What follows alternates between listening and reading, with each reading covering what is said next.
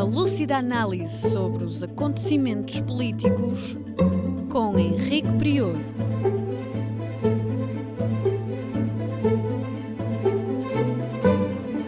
Política Impura, na Rádio Transforma.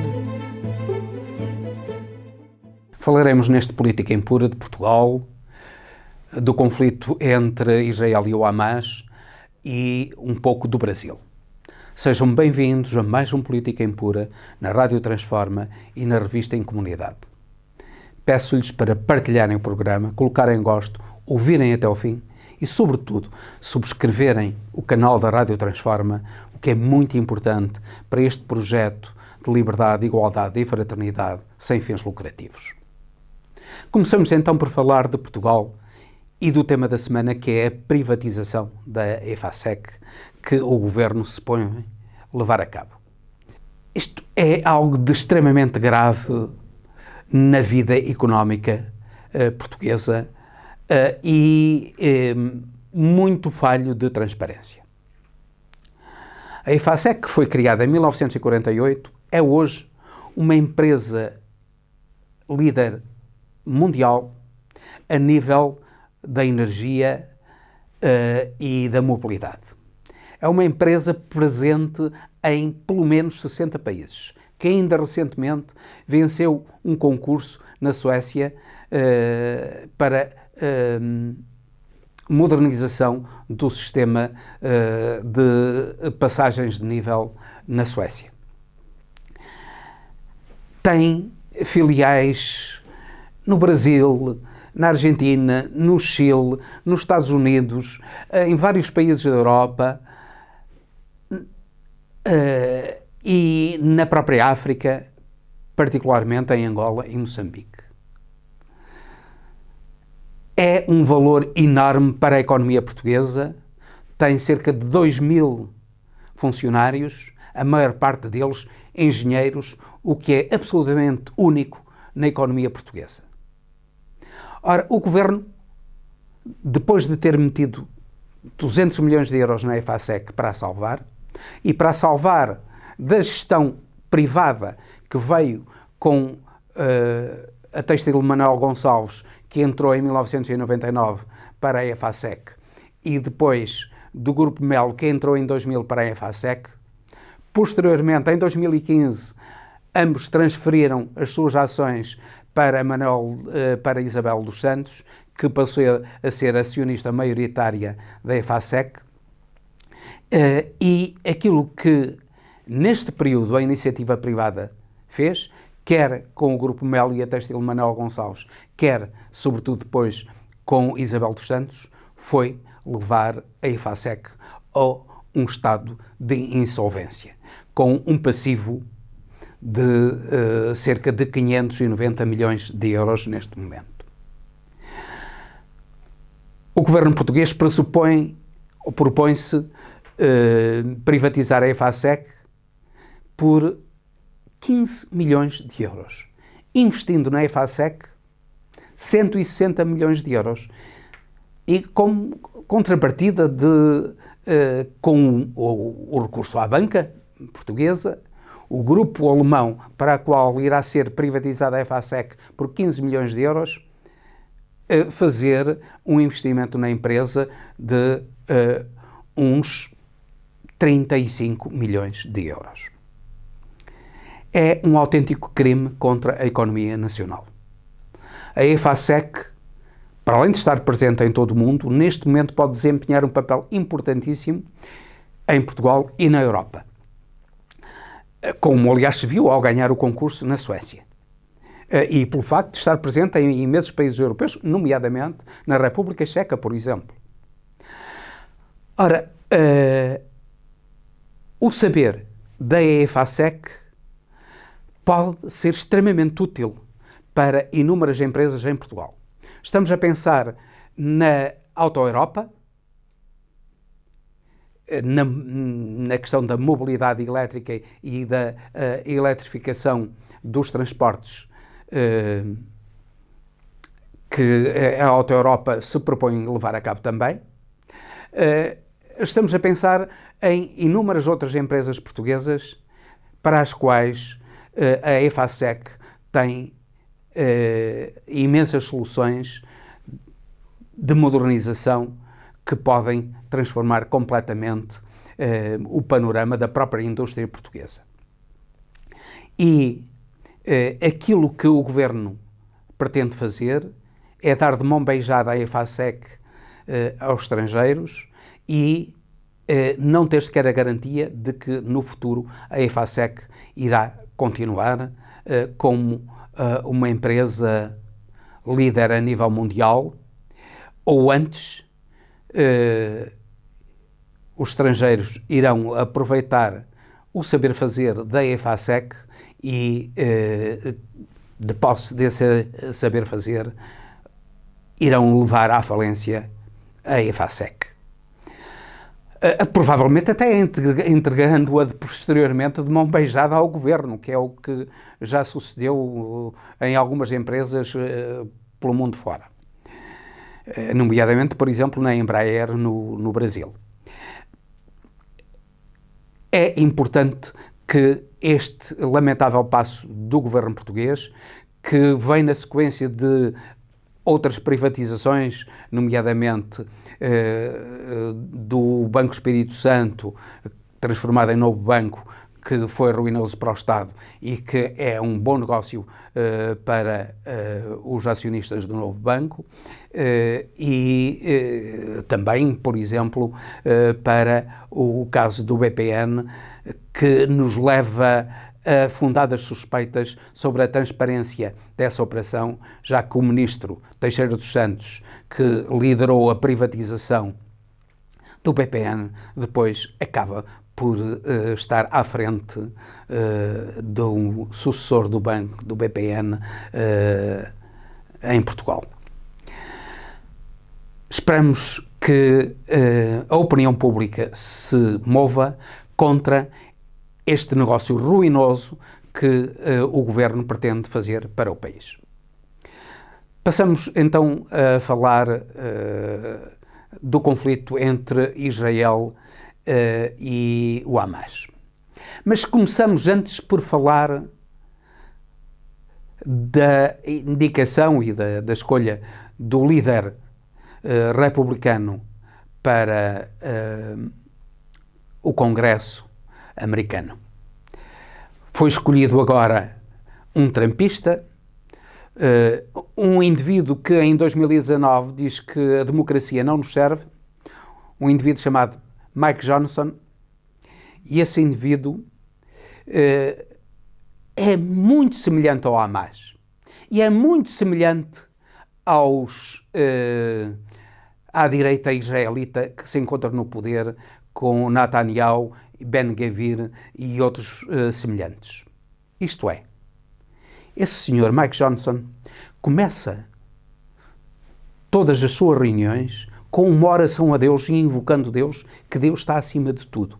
Isto é, Deus está presente nos negócios mais comezinhos da vida do Estado americano. Nomeadamente, Deus está presente, certamente, no negócio das armas.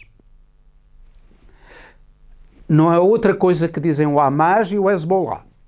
Não é outra coisa que diz Netanyahu, Ben-Gvir e os fanáticos sionistas religiosos que neste momento estão à frente do poder em Israel. Isto só pode levar a uma tragédia. O líder do Hezbollah, Nasrallah, numa comunicação esperada e que hoje fez a partir do Líbano, disse que por enquanto, o Hezbollah não se iria meter na guerra e que esperava que o Hamas vencesse esta guerra. Disse-o que por enquanto não se iria meter na guerra.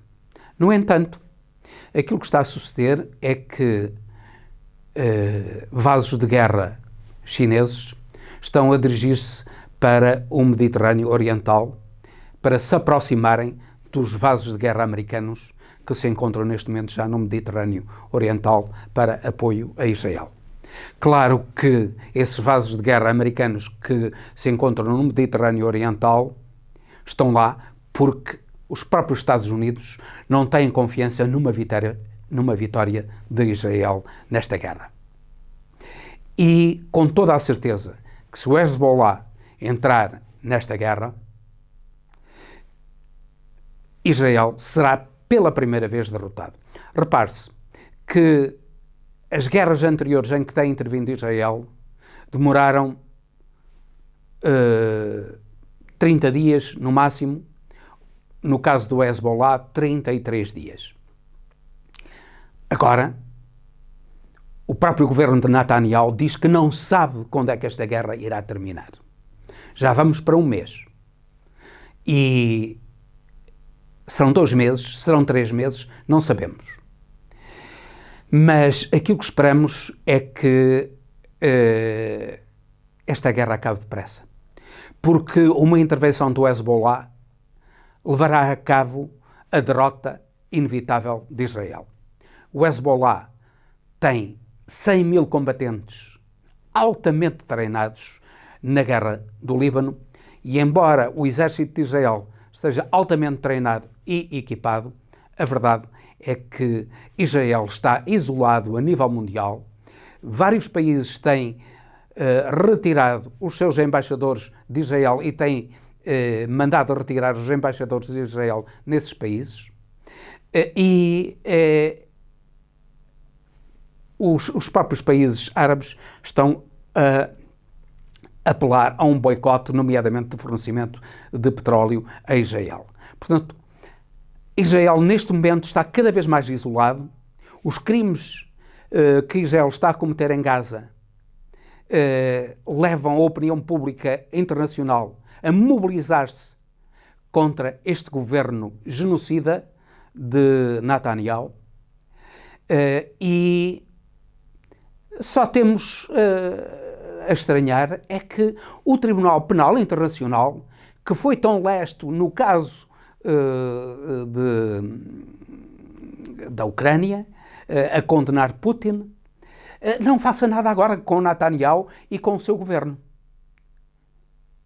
O que é que o Tribunal Penal Internacional está à espera para fazer alguma coisa contra estes criminosos de guerra, Netanyahu, Ben-Gvir e os seus associados?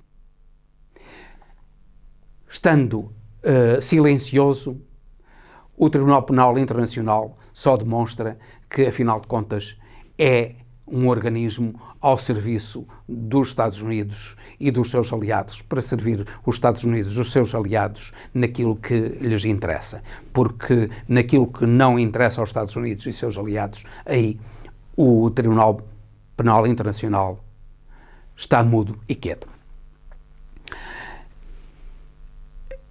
Como dissemos, vasos de guerra chineses estão a aproximar-se do Mediterrâneo Oriental. Isso não é dito pelos meios de comunicação ocidental.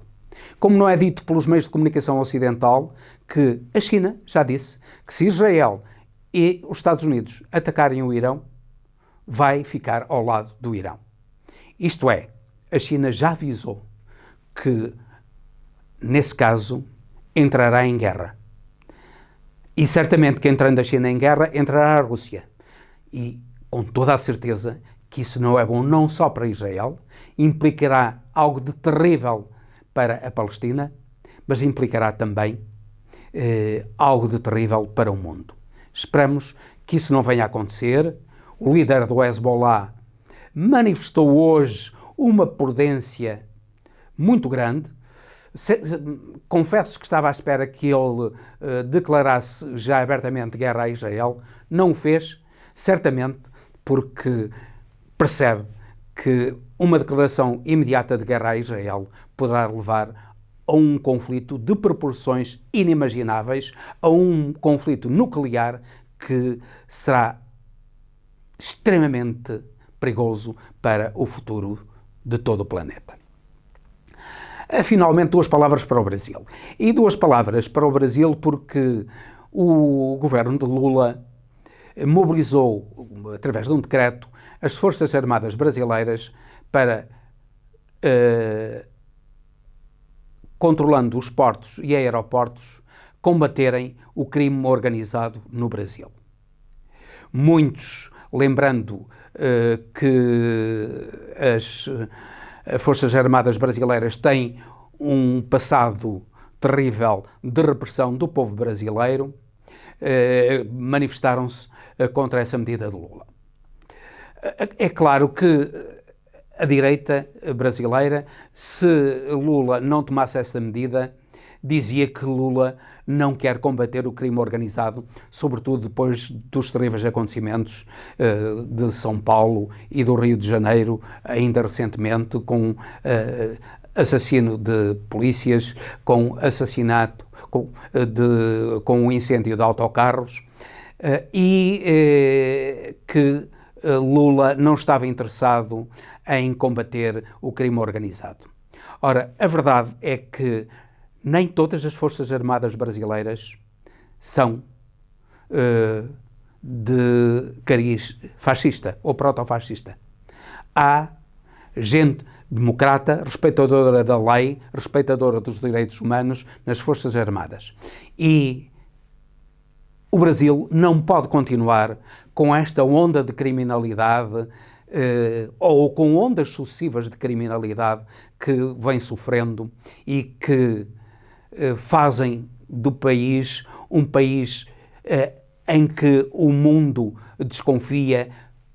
As pessoas não querem ir ao Rio de Janeiro, nomeadamente porque é uma cidade insegura, e os próprios brasileiros fogem do Brasil devido à violência, à insegurança no Brasil. É essencial para o futuro do Brasil que este governo de Lula acabe com a violência brutal e com o crime organizado que assume proporções que são maiores do que em qualquer país do mundo e que destroem a credibilidade do Brasil a nível mundial. Esperamos que Lula consiga pacificar o Brasil nesta guerra